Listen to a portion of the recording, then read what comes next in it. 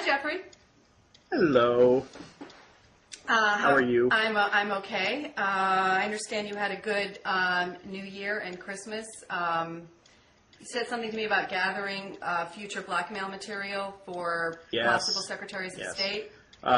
For our watchers, Jackie and I are doing this now for the second time because I'm an idiot and I forgot to turn on my microphone. But what I did tell Jackie was that I spent New Year's in Washington with some of my friends collecting blackmail material on future secretaries of state. But you didn't want to share with us any, you didn't want to give us a No, flavor. because as I said, it would defeat the purpose of blackmail. People already saw the pictures. Right. Okay. Yeah.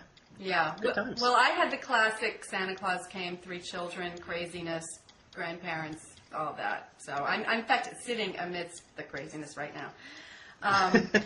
Like piles of, wrapping paper and presents. No, all that's been put away, but, there's fire engines and there's all kinds of stuff. It's great. So we were going to start by talking about, there was a recent edition of Blogging Heads TV called the Dueling Mugs Edition, and we decided we had cooler mugs. So we were going to share our mugs. So, okay, I'll start. I think I win. I think I have the cooler mug. I think I have the cooler mug. Your mug is pretty cool. The thing is, I can't see your mug. Okay, here's my mug. It's black. It has the blue UN seal, and superimposed on this very rare limited edition collector's item is the picture of a U-2 spy plane that was flown by the United States on behalf of the UN Special Commission for Iraq. And these mugs were commissioned by some U-2 pilots whom I used to interact with a little bit. This isn't like Judy Miller interacting. No. One of my jobs when I was making out in the back of the U-2. When I was on staff at USUN was to prepare these U-2 flight notifications. It was kind of elaborate procedure where Iraq had to acknowledge that the U.S. was going to fly the U-2 on behalf of the UN, and they had a certain window in which to acknowledge the flight, and then we provided them coordinates and I think a frequency for like emergency communication or something. So it was this kind of funny little artifact of the UN weapons inspection. And people used to call, of course, the U-2 was actually painted with UN colors, and the U-2 pilots flew with these UN blue books in case Gary Powers style they were ever, had to parachute into Baghdad. They could whip out their UN blue books, or as they're known as laissez-passer, and they could say, "We're just here for the UN." So anyway, it was very funny, and some of the pilots had some mugs made, and I got a mug. So that's my cool mug story. Fantastic. Well, with that version of the story, I think your mug does best mine. Mine, which I'm now showing in front of the camera, is a mug from Y12 at Oak Ridge, the national security complex where secondaries for thermonuclear weapons and other sort of fun things are. Lots of fun things happen at Y12. But your mug is actually quite topical because it brings us to the first thing on our agenda, right? We wanted to make fun a little bit. Not fun, but we wanted to sort of point out a couple of things maybe about something that Bob talked about with Andrew Sullivan and again with Mickey, and that is the issue of, as we called it, the horse that won't die or that couldn't be beaten up. I think I called it the vampire horse. Yes, the vampire horse. Yeah. So, okay, everyone on the people on the left and the right thought there was WMD in Iraq. That's true. I agree with Bob about that. But what I don't think is true is that everyone thought there was WMD in Iraq. See, here's my. Well, let's go ahead and establish the facts of the case first, and I will tell you what really annoys me about this debate. Okay. Well, I was just going to add that UN weapons inspectors, the folks who worked at UNSCOM and UNMOVIC, in some cases were the biggest flag wavers for let's get in there and find the WMD. But if you scratch the surface of what they were saying, and if you read, and I always beg people to read the reports that Blix wrote and that Butler wrote. I know. There you really see it's plain. It's right there for everybody to see that there could be some WMD there, but we've been looking a long time, and a lot of the evidence is pointing in the other direction. So go ahead and say what you want. Make your point about your own WMD analysis. So the thing that I thought was interesting, and I did get to watch a little bit of that clip, is I appreciate the contrition. It's good that people like Andrew Sullivan know that what they did was bad, and they feel bad about that fact. Though I must say that contrition doesn't extend completely. Like, I do think there ought to be, like, a go sit in the corner rule and, like, think about what you did and, like, not write any more books, at least for a year or two. But it's this kind of, well, we were all wrong thing. Right. That, like, I want more than contrition. I want an apology, right? Like, because I was right about this. Right. But I don't feel like I get any, I don't get any sort of additional credit for having been right. They just sort of feel bad about being wrong. Right. That kind of annoys me. That's understandably annoying. And here's the other thing that made me smile a little bit. No upside to being right, apparently. Bob expressed all kinds of shock, and it was fascinating to see the shock about how Blix would go to these sites to inspect them, and they were sites that were briefed by the United States intelligence community, right. and wouldn't find anything there. And everyone knew. But what surprised me about that was that this was news to people, that the U.S. was the primary supplier of intelligence to both UNSCOM and UNMOVIC. And for years, basically the entire history of UNSCOM's existence, there were weekly, monthly briefings of sites to go visit. And, of course, right. occasional finds, occasional scoops, but infrequent ones. And... right. that doesn't necessarily prove there was no WMD there, as I think Bob and Andrew or Mickey noted, that, they could move right. the stuff around and play cat and mouse. But well, there were a couple of things that came up during the WMD in Iraq debate that I thought were particularly interesting. And there were arguments that I made to other people that were not successful. But one of the things I found was, if you listened really closely to what Rice was saying, and I tried making this argument, and maybe it was just too esoteric or weird, but, she would say, well, there's no smoking gun, but what we have is a pattern of deception, right? Which means we have a lot of suspicious activity, right? There's a pattern of suspicious activity, one explanation for which is a clandestine WMD program. But, of course, now, if you read the Iraq Survey Group, it turns out there were lots of other explanations. Like, for example, the fact that Saddam didn't want his neighbors to know he didn't actually have the stuff, or that Saddam didn't want people in his own regime to know. Or frankly, that just Saddam didn't like being humiliated by inspectors, and so he wanted to sort of show off, to his people that he could, I'm looking for a non-vulgar phrase, stick it to the weapons inspectors. Right. And so, at the time, you could say, look, Rice says that what we have is this pattern and we don't have a smoking gun, and there are lots of other things that explain that pattern, and, people are like, oh, you're so naive, and it's just, it's, really frustrating, because people were not, it's not like people agreed to disagree, if you said before the war that there weren't any weapons of mass destruction in Iraq, at least, nothing of sort of substantial nature, you weren't, it's not like people were kind about it. You were naive, or you were making apologies for Saddam, and so I think that's a little bit why I feel contrition isn't quite enough. Okay, well, we'll ask for a little more intellectual honesty next time when next blogging has. So I do enjoy watching them grovel. Yeah.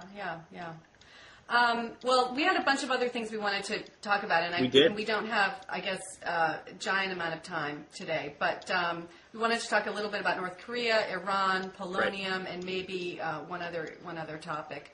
So, do you want to start with Iran or North Korea?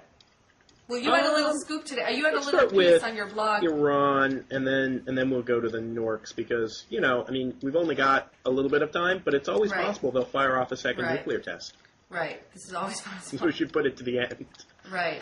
So, okay, Iran, Security Council resolution, toothless wonder or not? What's your take on the Iran security? Yeah, I'm going with toothless wonder. The sanctions are. We should back up and just say that maybe we should just note that. I don't know if you saw this Washington Post story a couple of weeks ago, where it turns out that the intelligence community has a list of people they think that are actually involved with the weapons program, but they didn't want to turn that list over to the State Department for fear that if the Iranians knew who we thought was in the program, then they'd be able to figure out our sources. Right. So essentially, they sent this poor schmo out to Google names of Iranians who might be involved with the program to come up with a publicly available list. And then there was a little back and forth, so it's not a completely arbitrary list. But, from that entire process, you get the sense that, the intelligence support that go behind the sanctions, which are really meant to target people and organizations, is really quite limited. And so, I think that they're probably, by design, likely to fail. Well, what I think... Unless, of course, you have some other goal, like you want the sanctions to, really honk off the Iranian regime and sort of consolidate power for Ahmadinejad, in which case they're brilliant. Well, there's a couple things we're kind of waiting to learn. And, Right. One thing is Iran's promising this big announcement by March 2007. And right. at the same time, we're all kind of waiting on pins and needles to learn what the IAEA safeguards inspectors find when they go there, which is, right. and these are sort of the big variables. Mm-hmm. Is Iran going to install the third cascade? Is Iran going to begin installing centrifuges underground?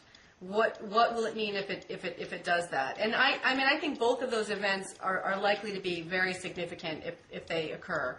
But we haven't yet seen any evidence of either one, so we're left to wonder what's happening in March. And I don't know what your thoughts are about that.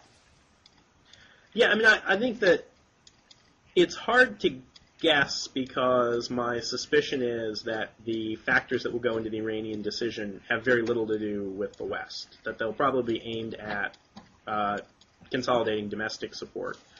And it's hard for me to tell how an Iranian politician would judge the relative merits about sticking the first centrifuges in Natanz or, starting a third cascade. But, I suspect that at this point, they don't feel particularly restrained by us, right? And they're not super worried.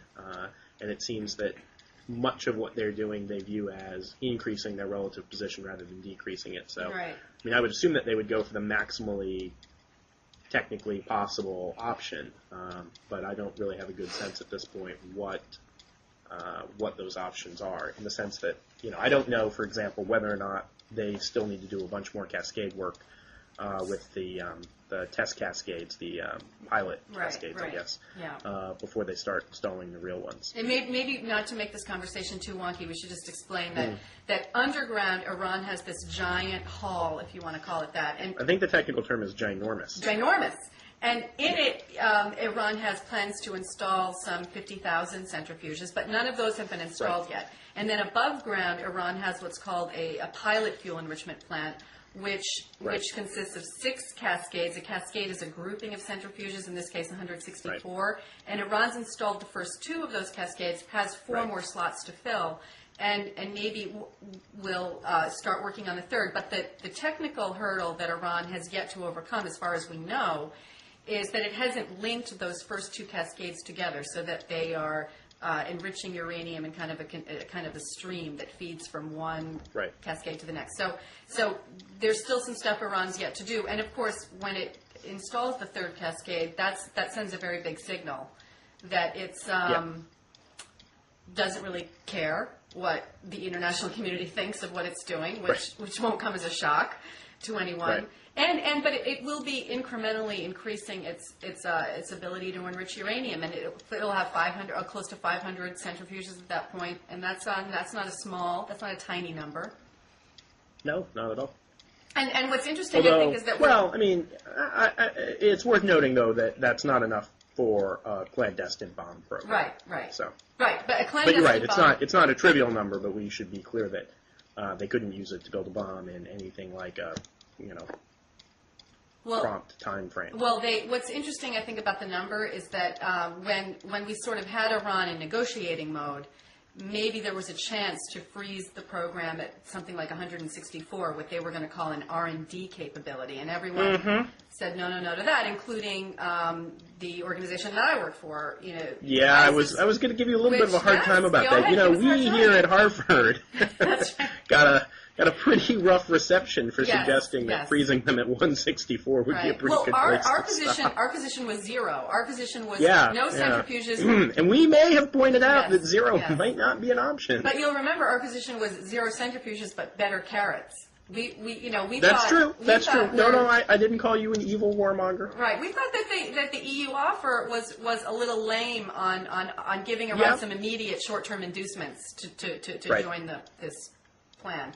So we're for no centrifuges, but now Well, let's be clear. We're for no centrifuges too. It's just we're a little skeptical that we can get to zero. Right. But now we're really far away from zero. With if they go ahead and install the third cascade, and I think that's one of the issues that Well, people in don't you Washington think are that, running. there's this recurring pattern to these negotiations that I find fascinating, which is that sort of every time a few months elapses, we look back and go, gosh, I wish we could have got a deal, 6 months ago at where they were.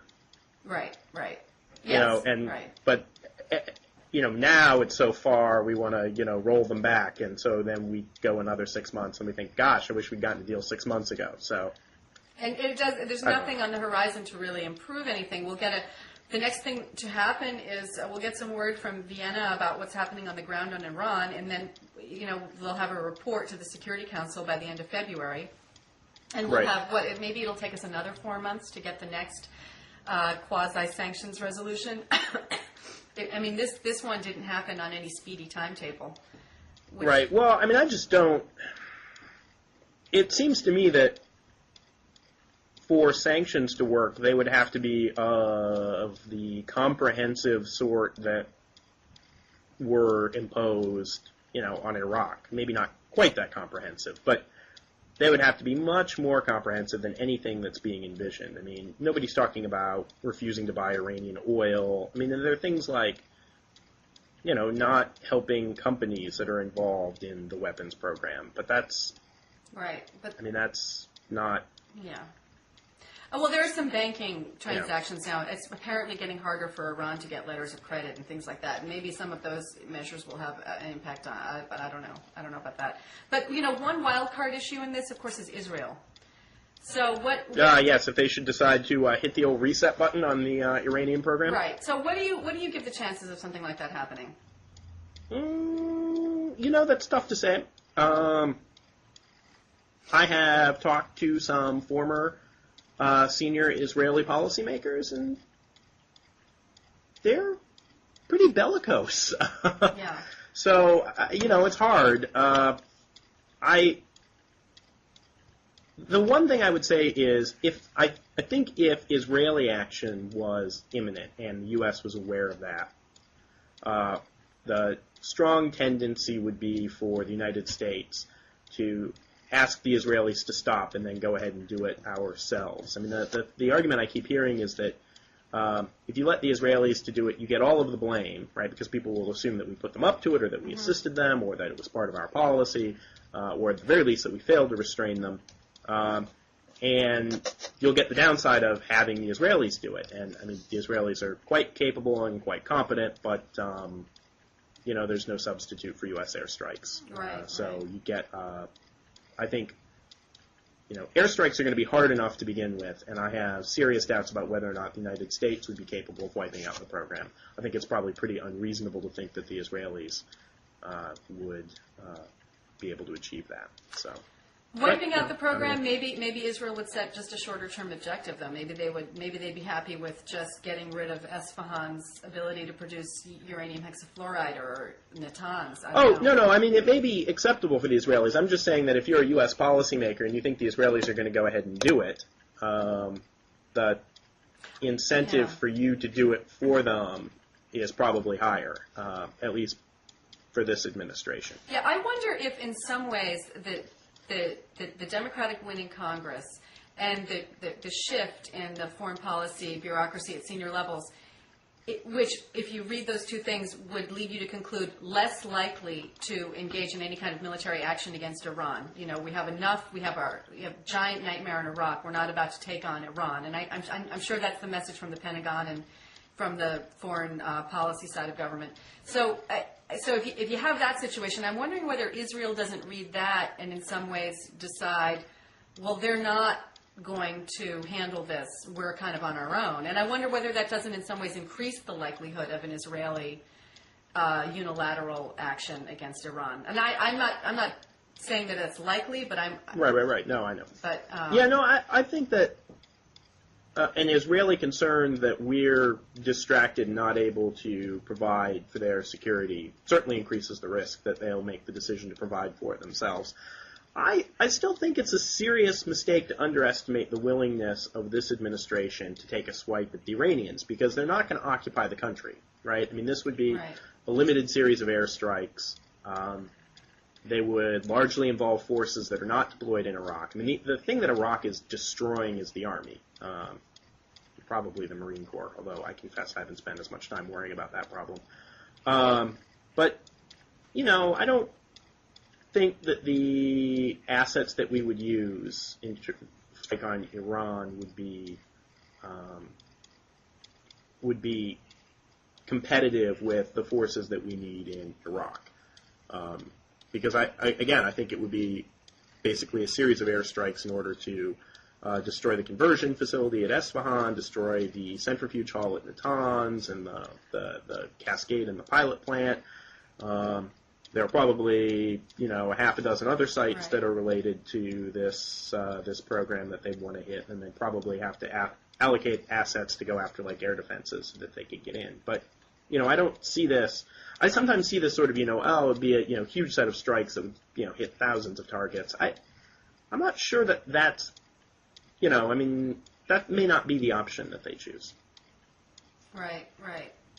Well, it's definitely an issue that's concerning, a lot of people in and out of government about, trying to assess the likelihood of this happening. And, right now I don't put it very high likelihood, but that could change, Oh, no, it's probably not very high. I don't think it's zero. Right. And one of the things that I worry about is the Iranians, I think, certainly think it's zero. So Right. That might be, there might be a gap between what the Iranians think our trigger is and what our trigger really is, and I worry that they'll find themselves in that spot. And, I'm not a huge fan of airstrikes precisely because I think that they might delay the program, but so what, right? Like, you delay it by 2 years, so what are you going to do with those extra 2 years? And maybe we don't you have a can plan achieve now, that objective just and by so talking. an airstrike buys us additional time during which we'll sit around and wonder what the hell we should do. Right. Which doesn't seem like a huge benefit to me. It doesn't. So, anyway. I almost thought I would never say this, but can we talk about a cheerier subject, which is the North Korean nuclear program? Because they are so much fun. Can you imagine what Christmas must have been like in North Korea? Somehow I imagine that their big department stores weren't they reduced daily beatings from 8 to 6 or something? Yeah. I imagine it wasn't like Get an extra side of grass with your bark. Right. So North Korea. Well, you had a good post up last night. I guess we should start at the beginning, which is oh yes. The word is that maybe North Korea is preparing another test. Right. And there are some. Although, yeah, maybe. This was a funny story. I'll take the sort of summary lead on this because I know it's a colleague of yours at ABC News, Jonathan Karl, who did get the scoop on the last nuclear test, I think, or the one North Korean nuclear test. Right. He reported, he quoted senior defense officials, which from their description sound different than the sources that he quoted for his story on the last test. But senior defense officials is saying that there's activity at the North Korean test site. But when they elaborated, what they said was, we think that they've got the stuff in place to do it again, which struck me as being kind of a theoretical statement, like that's what we would expect them to do, not that we have some specific new evidence that would lead us to believe there's an impending test. And then, what was that guy's name? Was it Mark Gordon, David Gordon? A reporter at Reuters who I don't actually know, which is kind of weird, managed to get a senior intelligence official who basically gave him a...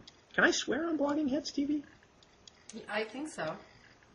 Oh, okay. It's just like basically, it was like, it was the equivalent of what the fuck. I haven't Right. seen any. Right. I haven't seen any evidence of this. So there's some senior defense officials, right, who think there's a test coming, but at least one intel person who was presumably in a place to know, we're taking Reuters' word for it, hadn't seen any indications, which strikes me as a little peculiar. I mean, I suspect what's happened is there's probably continuing activity at the test site. The intelligence community probably believes that the North Koreans could conduct another test and may have even taken some steps to be ready in case they decide to do that, but that there's no specific evidence. Again, this is what I would surmise from the limited data. There's probably no specific evidence that they're going to test, and you've got just the defense guys who have basically been predicting a test for every 6 months for the last couple of years. There was that sort of famous May 2005 episode. And, the intel guys who are like, well, the case isn't necessarily proven. So I don't know. What do you think? Gosh, I think yes, and John gets a lot of really good scoops, and I mean I think that, I think he's really just saying there's activity at the test site, and it looks like it did before, and this could add up to a test. But I think he'd acknowledge, and anyone would, lots of caveats there, and they could be, the timetable to a test could be a very long time. It could be they're getting ready to do a test in the next couple of months, and their first test was a dud. So it's understandable that they might want to show the world something else, and that, of course, is regrettable, especially in the climate of the 6-party talks that are fumbling along or tried to fumble along until the negotiations sort of broke down nowhere, as they always seem to do, right before Christmas. So was it right before Christmas that Chris Hill went out to?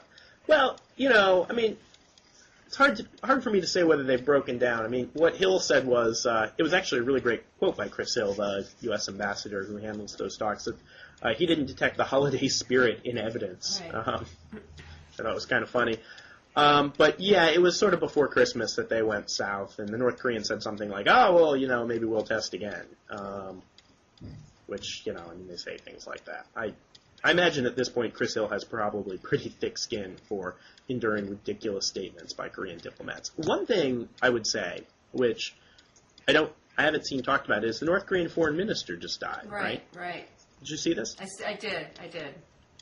So, I mean, do you have any thoughts about how that's going to affect their policy? He was apparently not an insider in the Kim Jong-il administration, and so and he was in his 70s, or maybe he was like I don't know, maybe in North Korea years that's like being like 90 something, so maybe he lived as long as he could live, and my impression is that his death wasn't going to have a big impact on sort of the direction of things, but I guess one never knows. I mean, I think that the North Korea situation is just one of these never-ending sagas, and for most people who don't, care to pay attention to it, it's just a never-ending. Talks happen, they go nowhere. Long time passes, more talks. So maybe they do something wacky. They say lots of wacky things, and that's it. That's the sum total of the narrative. And I don't know. I wonder if that's just where we're going to be until this regime peters itself out, or. Hopefully not. Yeah, that's an interesting question about what comes next. I mean, if this regime peters out, how does it die? Does it collapse, in which case there's chaos and, we get to sort of have the South Koreans go in and repair the country, or does it start to teeter and, some generals step in and decide to shore things up with an incredible amount of violence, in which case, I don't know. Yeah. It's kind of fascinating. The other thing that's worth mentioning is, people have been predicting that this regime is going to collapse for 10 years now. Right. Yeah, and well, I guess if you endure famine as severe as some of the North Korean famines have been, and you don't collapse, that sets a very high threshold for its ability to collapse. Right. So so that's a very pessimistic, sad story that I guess we'll be talking about again and again and again. So I don't know. You didn't tell me. Did you think they're gonna fire a second test off? I just don't know. I mean, I'm not a photographic satellite imagery analyst, and if someone says the test site shows activity and it's looking interesting, then it's possible. I didn't predict I thought that North Korea would come close to testing, would sort of put everything in place, show that maybe it could, but then at the last minute not do it. Right. So let me ask the question a different way. If Jackie Shire was the dear leader, the Empress of all North Korea? Yeah. I absolutely. What I mean, first of all, would we be having shoe sanctions? You couldn't import nice shoes That's anymore? right. The luxuries. Yes. No iPod. Well, they can't get iPods. I mean, what would? Right. Yeah. What would be your first act if you were suddenly put in charge of North Korea, like tomorrow? What would be the first thing you would do? Flee.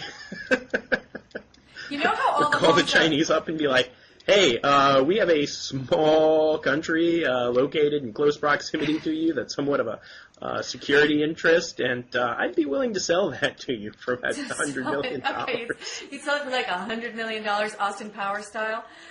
Yeah. I would have them deposit a very large sum of money in a Swiss bank account. Yeah. Get a promise of safe passage from the United States, and then get the hell out. Yeah, that's okay. That's a plan. That's like an operating plan. I was just thinking more about how. But now, if I had to stay, what would I do? Yeah. I would probably dramatically enhance my Scotch collection. Yeah. Well, their homes are all wired, for sort of mass broadcast announcements. I was thinking of what, music I'd pipe into everybody's house and then start the deprogramming, gently. In a gentle, like everyone would wake up and it would be like, it's a new morning and, it's going to be different from now on. Start in small ways. I just love the idea of just blasting music into everybody's homes. Right. Oh. Well, like Nancy Pelosi listening to The Dead last night at their party. Nancy Pelosi, what? Deadhead. I didn't know that. What? Nancy Pelosi's a Deadhead. Yeah. Washington Post. Totally weird. Yeah, had no trucking. That was the song. Okay, well, before this dissolves totally, we should probably move on to polonium. Yes. So yes. Our plan here, subject. we're not going to give like a grand tour of the whole polonium issue, but I think the interesting part of it that I don't think Blogging Heads TV has addressed is, whether the poisoning of Litvinenko raises the possibility of this material getting loose and poisoning other people, being used as a weapon of terror, anthrax style, or in some other way. So you can tell me what your thoughts are about that. Well, you sent me that article the other day. Initially, we thought it did come from this particular Russian facility, but now there seem to be some doubts about that, which is, it's kind of an interesting, the technical uncertainty about the source raises two questions. I mean, if this substance was removed from a facility that had, very good safeguards, or very good security, I guess I should say, you could start to guess whether or not the government was involved, right? I mean, if there was excellent materials protection, accounting, that kind of stuff, you would be able to say it was very unlikely that somebody walked off with it. On the other hand, right, if it goes from a facility where there have been instances of this, then, it really is an interesting case where the security of the facilities was compromised. And, I have been interested or worried, rather, about the chances that a group like Al-Qaeda or, whatever comes after Al-Qaeda, since they seem reasonably disrupted these days, would get enough material for a bomb, right? But that requires very specific material, and it requires typically a very large amount. Whereas poisoning, you could do it with much, much less. But nonetheless, stuff just should not be walking out of the lab. So it seems to me that, we've got these sort of two very unpleasant possibilities, one of which is that the, KGB is back in the business of killing people, which is not good, or that the Russian state remains unable to control its nuclear sites, which, is that better or worse? I don't know. And they're both kind of they're not good. Well, one problem with this whole issue is, as you noted, we really don't know a lot yet, despite a lot of investigative reporting power being unleashed on this issue. We still don't know a lot about where this polonium came from. I spent, I think, almost a day trying to establish what other countries aside from Russia produce polonium, and I think one article said there are 6 producers of polonium. Without this, the journalist didn't name the 6, but I'd like to see what the 6 countries are that he feels produces polonium, because my work established, first of all, that the U.S. does not produce polonium, Canada does not produce polonium, the U.K. does not produce polonium. We don't produce polonium anymore? Certainly not for any commercial purposes. Possibly. Well, there you go. No. I talked to the folks at Oak Ridge, and they were really definitive that they are not making polonium. Now, I mean, I don't want to say like they haven't. I don't know when they stopped making it or what, but I mean, they are not producing polonium there. And that's interesting. And Canada, the really definitive answer from someone inside Canada's, the equivalent of their Department of Energy, their labs, they're not making polonium. So apparently, Russia, we know, is a producer of commercially usable polonium. And the UK makes it. Yeah, but I'm not. Are you sure about that? I'm not so sure about that. Isn't that where the Iranians got their polonium? Maybe they made it there a while ago. I don't think they're. I don't believe the UK is making it out, but I stand to be corrected, and I hope that someone can come forward with more information about this. But I think the thing that's important to add is that this is a normal substance that you would make if you had a nuclear weapons program. At one time, but not necessarily anymore. Right. No, I just meant the capability would exist in any nuclear weapons state. Yes, right. Well, even in a non-nuclear, right, you just need a target of bismuth and you put it in your reactor and you bombard it with neutrons, so anyone could presumably do it, right? Right, no, I mean, I know you can do it, but I should note that if you have a nuclear weapon, you have certainly done it. Okay, fine. But we should also explain to people that the reason... I mean, you could probably get around it. The South Africans, I don't think, did it. Right, and Iran has done experiments with polonium, and maybe Iraq did also. But so the deal with the polonium and the weapons is, polonium has a half-life of 138 days.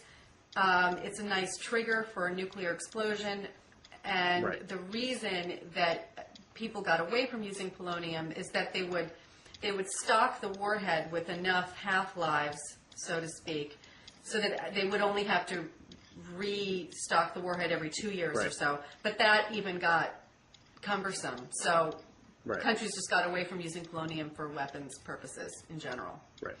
So no more polonium is in use in the Russian nuclear stockpile, for example, as far as we know. Right? I think that we know that, right? Probably. Actually, I hate making guesses like that because as soon as I do, someone who actually really, really knows this stuff, I'm like, oh, well.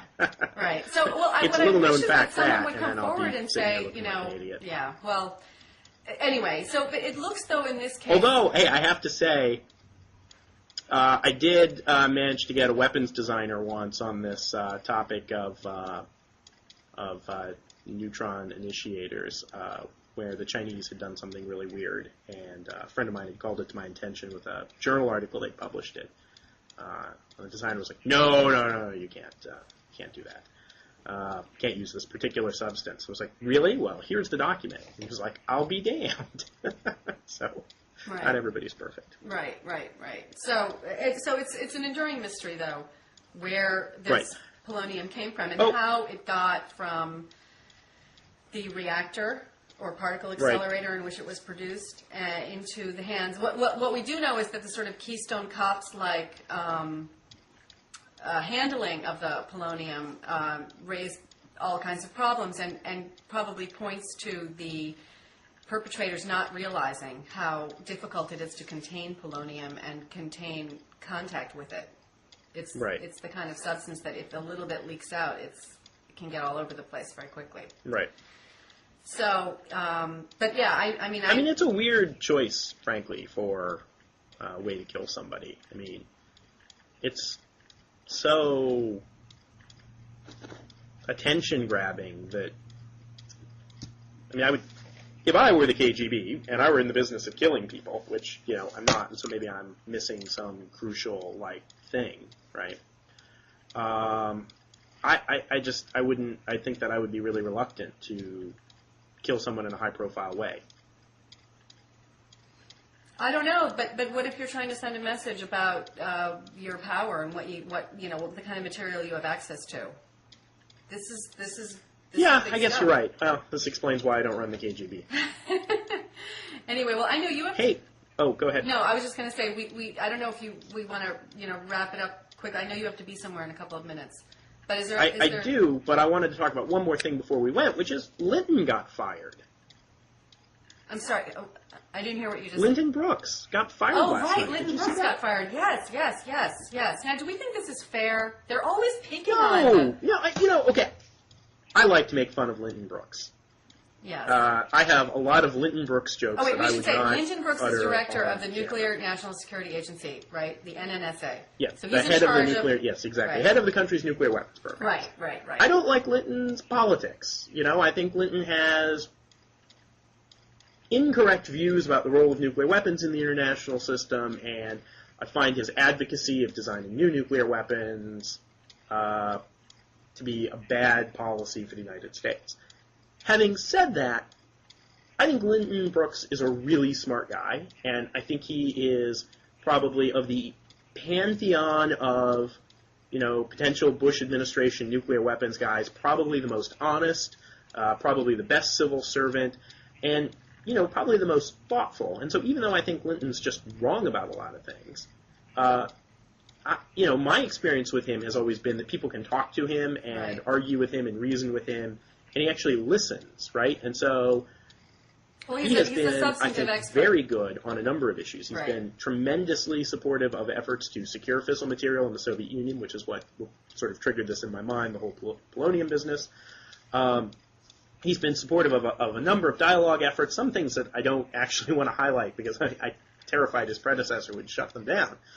And, I think when you read his congressional testimony of all of these guys, he's, really pretty honest. So I don't think it's fair that he gets fired for security lapses at Los Alamos where he does not have direct control. Right. And, I think it's actually a real loss for the Bush administration. I'm never going to like the Bush administration's nuclear weapons policies, but that doesn't mean that there aren't some people who are better than others. And I think Linton Brooks was probably, Linton Brooks is far and away, I think, the best person that the Bush administration will ever nominate for that position. So I'm bummed, frankly. Right. Well, I mean, look, why do heads roll? And I'm sorry, Linton, for making fun of you on my blog. But if this guy gets fired because a contract employee with a drug problem, steals. But why is it that he gets fired over this and George Tenet gets medals of honor? Bremer fired the whole Iraqi army, and he gets a giant honor send off. And Brooks gets it doesn't really make a lot of sense. And they're not even nice about it, right? They're like, well, we need new leadership. It's not like this. I mean, Donald Rumsfeld, right? Bush is insisting to this day that he was the greatest Secretary of Defense ever. Right. He just refuses to admit that he fired him. Right. And anyway, but it's poor Linton Brooks. I like to stick up for the. It's terrible. It's terrible. Yeah. Well. Anyway, I'm sure you appreciate. Maybe, are you applying for a job at the NNSA? Is that no? I don't like Linton Brooks' politics. I think his ideas about nuclear weapons make for terrible policy. Right. I just think that he's getting the raw end of a deal, and just because I disagree with him doesn't mean that I think that he's dumb. I think he's quite smart and quite capable, and if I'm going to have somebody heading the country's nuclear weapons programs with whom I disagree, I'd prefer that it be someone of Linton Brooks' caliber, rather than, what I'm terrified of the sort of stooge that they're going to stick in that job. Right. Well, maybe which they'll promote is not a him. reference to the current deputy, Will Toby, who is also a very nice person. Yes. But I don't think they'll probably leave. But Toby look, security lapses are going to happen occasionally. They're going to happen. I don't, and Los Alamos has had maybe more than its share, but my husband was out at Los Alamos for for some talk, and it was on one of these days when there had been like a security problem, and they shut the whole place down. They go crazy over security at Los Alamos. I mean, that's totally unreasonable. So I just they're doing, I think, everything they can do to make it the airtight place it has to be. But look, I don't know. Anyway. Anyway. Yes, I have to go, but I did want to get on record as saying I think Linton Brooks is getting hosed. Yeah. Well, I think that's a reasonable conclusion. On that note, it was good. It was good to talk. It was lovely to talk to you. All right, so we'll try to do it again. We'll wait for another jam-packed agenda of non-proliferation wonk issues. All right. All right, take care. Bye. Bye-bye.